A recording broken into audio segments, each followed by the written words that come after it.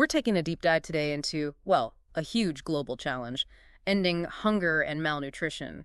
SDG 2, right? Exactly. And to really understand it better, we're focusing on two specific countries using World Food Program info. The Gambia and Peru. Very different places. Totally different. You've got the Gambia, lower income, heavily reliant on farming, but, struggling with food security. And Peru. Peru, on the flip side, upper middle income, seeing growth, but still battling inequality, which impacts access to, well, good food. So our mission here is to sort of unpack the situation in both, especially looking at malnutrition, target 2.2, and how that links to ending hunger overall, target 2.1, using WFP insights. Precisely. Let's start with the Gambia. It's small, densely populated, economically quite vulnerable. Depends a lot on money sent home, tourism, and farming. Right, and you mentioned farming. It's absolutely central there, isn't it? Oh, massively. Employs around 70% of people. It's the livelihood source for maybe 80%. And like a quarter of the GDP. Okay, but here's the crunch. Even with all that focus on agriculture. It's not enough. Yeah. They can't produce enough food nationally. Which means imports. Lots of imports. And that makes prices can swing wildly. Makes things really unpredictable for people. And the food insecurity numbers reflect that vulnerability, I suppose. They really do.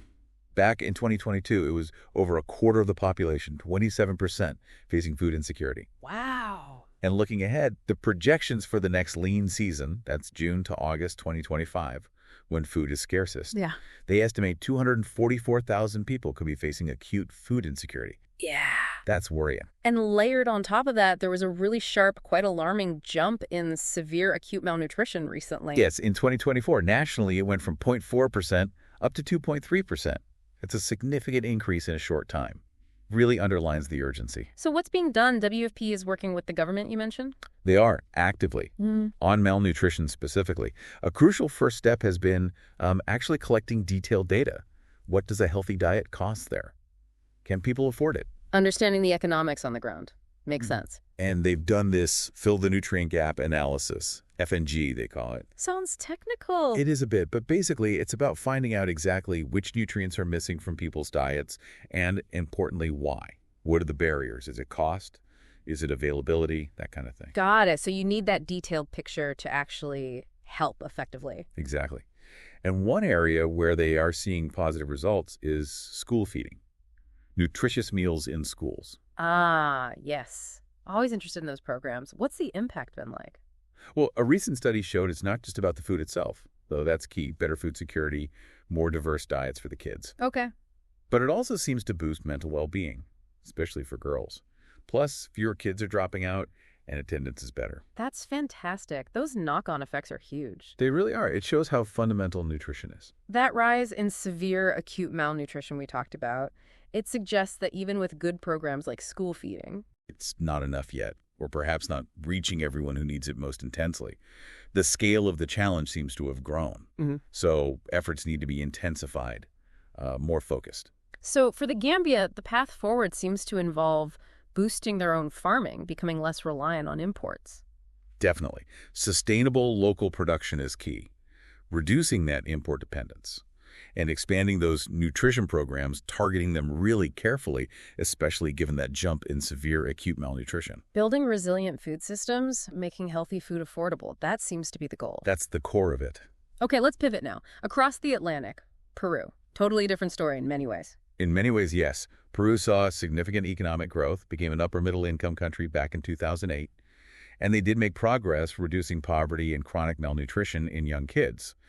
Which is good, obviously. But there's a but, isn't there? There is. Yeah. High levels of inequality are still a major issue. Inequality in, well, almost everything. Wealth, infrastructure, income, access to basic services. It hasn't been an even spread of progress. And that inequality impacts food access directly. Absolutely. The poverty rate in 2024 was still high, around 29%. That means a large chunk of the population struggles to afford enough food day to day. And it's not just a rural problem either, right? I remember seeing something about Lima. Exactly. Yeah. A 2023 assessment found high food insecurity in urban areas too. Over 1 million households affected just in Lima. It really drives home that national economic growth doesn't automatically fix hunger for everyone. A stark reminder. Plus, Peru also has the added pressure of hosting many Venezuelan refugees and migrants. Yes, around 1.6 million as of late 2024. That puts extra strain on resources and social systems, undoubtedly. And like the Gambia, they also have an ongoing public health issue with anemia. They do. Anemia remains a priority. Okay, so challenges persist despite the economic progress. But what about the positive side? What initiatives are underway? Well, WFP is working closely with the Peruvian government, focusing on policies that are, nutrition sensitive, trying to embed nutritional thinking into wider government programs. Can you give an example? Sure. Rice fortification is a big one. They estimate it's reaching nearly 4 million people. Fortifying a staple food like rice with extra nutrients is a really effective large-scale approach. That's a significant reach. Any more targeted projects? Yes, the Comunidades de Hero Iron Communities project in Ventanilla is a great example, focused specifically on tackling anemia. And did it work? It seems so. Between March and December 2024, they saw a 3.6 percentage point drop in anemia rates in kids under 3 involved in the project. It shows targeted efforts can make a real dent. That's encouraging. Shows the value of zooming in on specific problems in specific places. Definitely. And that Fill the Nutrient Gap study in Peru also yielded some really interesting findings. Oh, what did that show? It found about 17% of households couldn't afford a basic nutritious food basket, which is still high. Right. But, and this is crucial, it also showed that existing social programs, things like Jaintoas, Kuna Mas, Kweli Warma, these programs significantly helped. They reduced that affordability gap by 11 percentage points. Wow, that's a massive impact. So those safety nets are really working. They're clearly making a difference, playing a vital role in getting nutritious food within reach for vulnerable families. And school meals are having benefits there, too. Yes, similar positive reports from Peru on hot meal programs in schools. Kids are more punctual, paying better attention, concentrating more. Again, that link between nutrition and education. It seems pretty clear. And WFP is also supporting the move towards using cash transfers within these social programs. Giving people money instead of just food items. Exactly. It gives families more flexibility. They can buy the specific foods they need, more diverse foods perhaps, and buy them when they need them, more timely. So looking at Peru, it sounds like a key takeaway is keep doing what works. Maintain and strengthen those social programs like Jaintoas and Kweli Warma. Absolutely. Their effectiveness is pretty clear from the FNG study. And continue the food fortification, keep up targeted programs like the anemia one. And tackle the root causes, Yeah. the inequality. That's the deeper challenge, yes. Addressing those economic and geographic gaps that leave people behind, especially in cities and among vulnerable groups like migrants, that has to be central. Okay, so pulling back to look at both countries together, Gambia, Peru, very different contexts, income levels. But both facing really significant hurdles to reach that SDG 2 goal of zero hunger.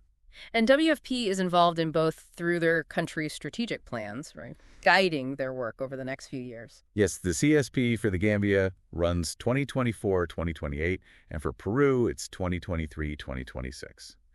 Those plans lay out the priorities. And are there common themes in what WFP is doing in both places, despite the differences? There are. Things like providing crisis assistance when needed, running nutrition programs, school feeding is prominent in both, supporting small farmers, which is more of a focus in the Gambia. And resilience building in Peru, you mentioned. Right. And a really important common thread is strengthening the national systems in both countries, helping them build their own capacity to handle these challenges long term. You give some examples before, like the SABRE exercise in education in the Gambia. Exactly. And working with MIDIS, Ministry of Development and Social Inclusion, in Peru, it's about embedding these efforts within the national structures. It's crucial, isn't it, to remember the human side. Behind the data and the plans, these are people's lives. Absolutely vital. For the Gambia, you really see the fragility. Yeah. How vulnerable they are to outside shocks like climate change or economic shifts. And you see the cost of malnutrition in terms of, well, lost human potential. So strengthening local food production, building resilience, robust social safety nets, those seem critical there. Essential. And for Peru, what stands out from that human perspective? I think it's the persistence of inequality, how economic growth hasn't reached everyone. And the fact that malnutrition isn't just about not having enough calories, it's complex anemia coexisting with issues like obesity in some areas. That's right. The multiple faces of malnutrition. Yeah. And the connections there between food security, climate change, sustainable ways of making a living, it's all interconnected. And the need for solid, consistent policies and different government departments working together, which you hinted can be tough with political instability. Coherent public policies and multi-sectoral collaboration are key. And again, not forgetting the specific needs of vulnerable groups, including migrants.